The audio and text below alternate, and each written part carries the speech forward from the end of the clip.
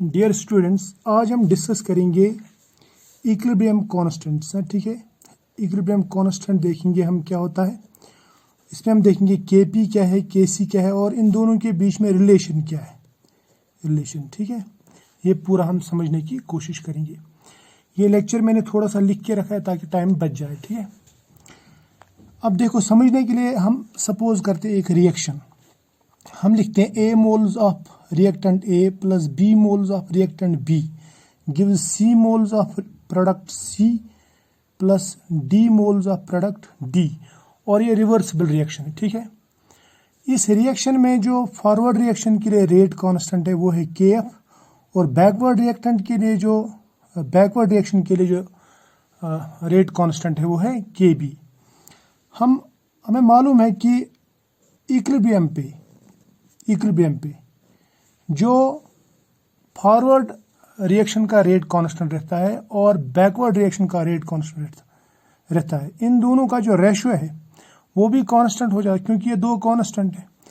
वही रेशियो जो है, that ratio is called equilibrium constant. Ratio of forward rate constant divide by backward rate constant at equilibrium, that is called equilibrium constant. ये है ना। अब देखो, इस इक्विलिब्रियम कांस्टेंट को हम डिफरेंट टर्म्स में लेंगे। सबसे पहले लेंगे हम इन टर्म्स ऑफ कंसंट्रेशन, यानी कंसंट्रेशन कहाँ पे हम यूज करते हैं, लिक्विड्स के लिए, है ना। यानी सोल्यूशन फॉर्म में जब होता है कोई, तो उसके लिए हम कंसंट्रेशन यूज करते हैं। लेकिन अगर हमारे पास में रिएक्शन जो है वो गैसियस फॉर्म में हो, तो उस टाइम पे हम लेते हैं प्रेशर के फॉर्म में। क्या लेते हैं? Pressure form. यानी गैसेस के लिए इक्विलिब्रियम कांस्टेंट जो है वो हम प्रेशर के फॉर्म में लेते हैं। तो हमारे पास में दो तरह के इक्विलिब्रियम आएंगे, एक आएगा इन टर्म्स ऑफ कंसंट्रेशन और दूसरा आएगा इन टर्म्स ऑफ प्रेशर। जो कंसंट्रेशन के टर्म्स में इक्विलिब्रियम कांस्टेंट आता है उसे हम कहते हैं केसी, यानी दैट इक्विलिब्रियम इज कॉल्ड केसी। और प्रेशर की टर्म्स में जो इक्विलिब्रियम कांस्टेंट आता है उसी को हम लिखते हैं केपी। समझ में आया? तो ये बहुत ही आसान है यहाँ तक। ठीक, अब केसी और केपी क्या है?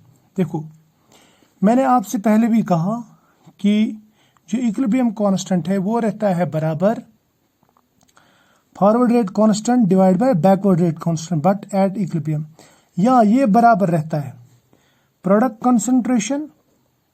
Concentration divide by reactant concentration, है ना, बट एट इक्विलिब्रियम। ये हमने ऑलरेडी पढ़ा हुआ है पिछले वाले लेक्चर में। अब देखो, यहाँ पे मैं यही लिखूंगा, मैं ऐसा भी लिख सकता हूँ फिर, केसी जो है, KC will be equal to KC, ये बराबर रहेगा product of concentration terms of products, यानी multiple of concentration terms, molar concentration terms of products raised power their stoichiometric coefficients, यानी नंबर ऑफ मोल्स, यानी ये। ठीक, डिवाइड बाय करेंगे इनकी concentration raised power their stoichiometric coefficient, यही है ना। तो ये बन गया equilibrium constant in terms of concentration. और इन टर्म्स ऑफ प्रेशर कैसे लिखेंगे हम लिखेंगे KP equal to partial pressure, ये पार्शियल प्रेशर है। ठीक है, partial pressure of C raised power C क्या है? स्टोइचियोमेट्रिक कोएफिशिएंट, यानी number of moles of C, into partial pressure of D raised power its number of moles या stoichiometric coefficient, whole divide by partial pressure of A raised power A and partial pressure of B raised power B. ठीक है, या हम इसको ऐसे भी लिख सकते हैं, K P is equal to P C, यानी partial pressure of C product raised power its stoichiometric coefficient, यानी सी, इनटू करूंगा मैं partial pressure of D raised power its stoichiometric coefficient divide by partial pressure of reactant A raised power its stoichiometric coefficient. ठीक है, into करूंगा इसमें partial pressure of B raised power its stoichiometric coefficient. तो ये हो गए हमारे पास में दो तरह के इक्विलिब्रियम कांस्टेंट्स। समझ में आया? शाबाश। अब देखो, यहाँ पे मैंने प्रोडक्ट्स की मोलर कंसंट्रेशन ली डिवाइड बाय रिएक्टेंट्स की मोलर कंसंट्रेशन ली। यहाँ पे प्रोडक्ट्स का पार्शियल प्रेशर लिया डिवाइड बाय रिएक्टेंट्स का पार्शियल प्रेशर लिया। समझ में आया ना? तो अब हम देखते हैं दूसरी चीज, अगर हमें इसका यूनिट निकालना, यूनिट, ठीक है, तो यूनिट कैसे निकालेंगे? मैं ऐसा करूंगा, देखो Kc का जो यूनिट है इसको निकालने के लिए मैं ऐसा लिखूंगा, Kc is equal to C raise power small c and D raise power concentration of D raise power D। ठीक है, इसको ये यहाँ पे डिवाइड है ना, इसको ऊपर ले जाओ, ये मल्टीपल हो जाएगा, यानी ये हो जाएगा A रेज पावर मगर माइनस A, क्योंकि पावर माइनस हो जाएगा, हमने ऊपर चढ़ाया इसको इस तरह से, B raise power minus B, right? समझ में आया? शाबाश।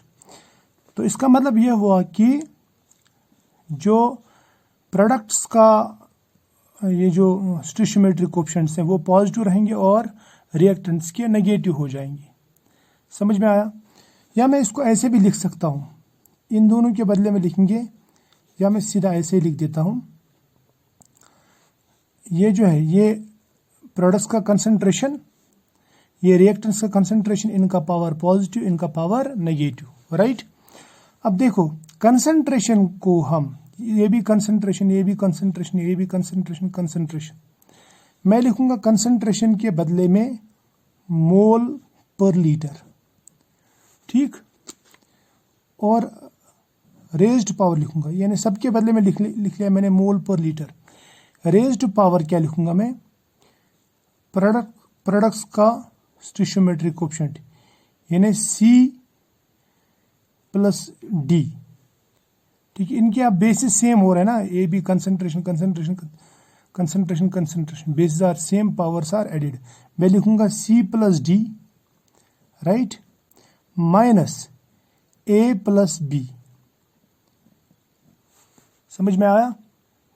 यानी जो मोलर कंसंट्रेशन है, सॉरी, ये जो स्टोइचियोमेट्रिक कोएफिशिएंट्स हैं प्रोडक्ट्स के, उनसे मैंने रिएक्टेंट्स के स्टोइचियोमेट्रिक कोएफिशिएंट्स माइनस कर दिए। या मैं ऐसा कह सकता हूँ, this is number of moles of products minus number of moles of reactants, ठीक? या मैं फिर ऐसे भी लिख सकता हूँ, इसका जो यूनिट आएगा, यूनिट वो आएगा बराबर मोल पर लीटर, ठीक, raised power delta n. Delta n, ये डेल्टा एन क्या है? यहाँ पे डेल्टा एन है यहाँ पे number of moles, number of moles of products minus number of moles of reactants. समझ में आया ना? रिएक्टेंट्स।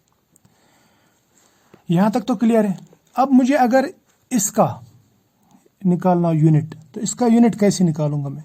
इसका यूनिट आएगा, ये भी प्रेशर है, ये भी प्रेशर है, ये भी प्रेशर है, ये भी प्रेशर, तो सीधा एटमॉस्फेयर यानी ATM है ना, इनको ऊपर ले जाओ, ठीक, ये बन जाएगा C plus D minus A plus B, right? ऐसे बन जाएगा ना? शाबाश। अब मैं इसको ऐसे भी लिख सकता हूं, या इसका यूनिट जो आएगा वो आएगा ATM raised power delta n. Delta n क्या है ये याद रखना। डेल्टा एन क्या है? डेल्टा एन जो है यहाँ पे वो है number of moles of products और gaseous products minus number of moles of reactants. या मैं ऐसा लिखूंगा, डेल्टा एन जो है वो है number of moles of products मर gaseous minus number of moles of reactants मगर गैसियस। ये याद रखना। यहाँ पे भी हम लेंगे number of moles of products मर कौन सा? लिक्विड, यानी लिक्विड ही लेंगे ना, क्योंकि ये कंसंट्रेशन ले रहे हैं। Solution minus number of moles of reactants in solution, right? यहाँ तक तो यूनिट समझ में आ गया। अब अगर आपसे कोई ये पूछे कि इसका यूनिट क्या है, Kc का यूनिट, आप कहेंगे mole per litre raised power delta n. इसका यूनिट क्या है? Atmosphere raised power delta n. और डेल्टा एन आप सबको मालूम है, ये number of moles of products minus number of moles of reactants. अब देखो एक चीज आपको समझनी है, वो ये है कि क्या हम सभी रिएक्टेंट्स और प्रोडक्ट्स की कंसंट्रेशन लेंगे, यानी कंसिडर करेंगे कि नहीं। इसके लिए आपको कुछ रूल्स याद रखने हैं, वो रूल्स मैं आपको बताऊंगा, ठीक है। तो ये रूल समझा देता हूं मैं आपको। यहाँ पे देखो, सबसे पहले अगर हमारे पास, मैं रिएक्शन के थ्रू समझाता हूं, मैं लूंगा रिएक्शन नंबर 1, यानी रूल नंबर 1 समझा रहा हूं मैं, ठीक है। मान लीजिए मेरे पास में एक रिएक्शन है कैल्शियम कार्बोनेट, ये अपॉन हीटिंग ये डिकम्पोज हो रही है इन ए क्लोज चेंबर, ये बना रहा है calcium oxide plus carbon dioxide, ये गैस है, राइट। ये जो ये सॉलिड है, ये भी सॉलिड है, ठीक है। याद रखना, चाहे लिक्विड फॉर्म में रिएक्शन हो या गैसियस फॉर्म में रिएक्शन हो, जो कंसंट्रेशन ऑफ सॉलिड रहती है, कंसंट्रेशन ऑफ सॉलिड, वो हम लेते हैं बराबर 1 यूनिटी, यानी कांस्टेंट। ये हमेशा याद रखना, चाहे रिएक्शन लिक्विड फॉर्म में हो या गैसियस फॉर्म में, राइट। ये हो गई एक बात।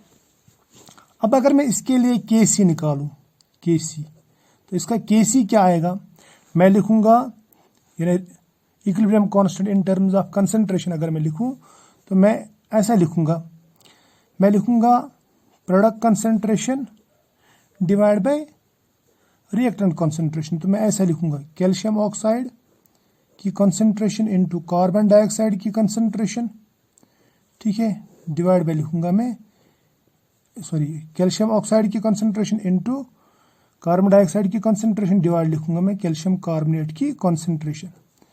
शाबाश, ये सॉलिड है ना, लेकिन तो इनकी कंसंट्रेशन यहाँ पे कट हो जाएंगी, राइट। तो यहाँ पे जो Kc रहेगा, Kc वो बराबर रहेगा सिर्फ कंसंट्रेशन ऑफ कार्बन डाइऑक्साइड, क्योंकि इनकी जो कंसंट्रेशन है वो यूनिट रहती है, 1, ये भी 1 into carbon dioxide 1 divide by 1 means carbon dioxide ही रहेगा, ठीक है।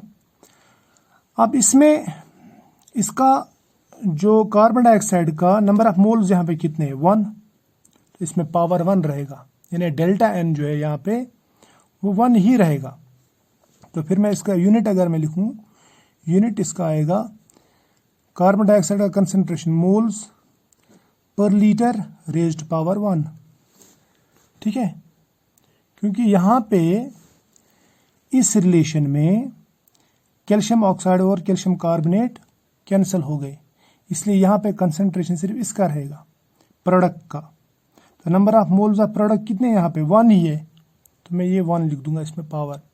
रिएक्टेंट का कितना है, 0 है, तो 1 माइनस 0 इक्वल टू 1, राइट। अब अगर मैं इसका Kp लिख दूं, Kp, तो Kp में सिर्फ गैस आएंगी, है ना, तो मैं लिख सकता हूं इसका वो बराबर आएगा कंसंट्रेशन ऑफ या पार्शियल प्रेशर ऑफ, सॉरी यहाँ पे लिखूंगा मैं partial pressure of carbon dioxide.